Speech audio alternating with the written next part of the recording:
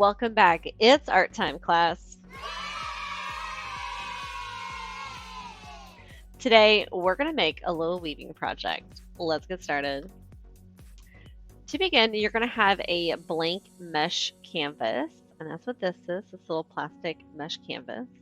And then you can also use any type of string like yarn. Here I have a plastic string. With this, you are going to pick out which area you want to start. You'll go around. And since I have a circle or a half circle shape, I'm going to go around in that circular shape to make it easier. You can go back and forth when you're doing a circle, but it does get a little tricky when you get to the center point. So if you have a circle or a half circle shape, I do recommend going with the shape. So here I'm going to start right here, and I'm going to push the string in. And before it gets to the end, I'm actually going to stop and hold this part down with my thumb. And I like to leave a bit more than my nail's length hanging off the edge here, just to have something easy to hold on to. Next, you are going to start weaving the string, going over and under using the mesh holes here. And look, I've got a little bit of a twist right there. If I pull it tighter, you can see that twist even more. So right here, I need to untwist my string. Unless you want twists, if that's an artist's choice. If you would like your string to have little twists in them, you can definitely do that. It will add, instead of a smooth texture, it would give it more of a bumpy, rough texture. Okay, let's go ahead and take a close look and see. So from behind, I'm pushing my string through. You can actually see I've cut my string to have more of a point.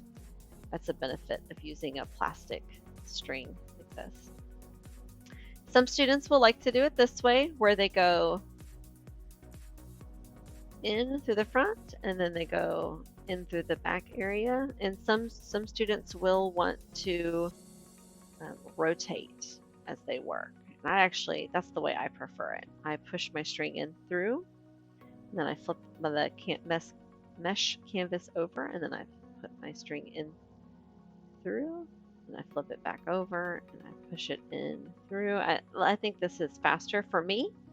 I want you to experiment and see which way you prefer. It is artist's choice.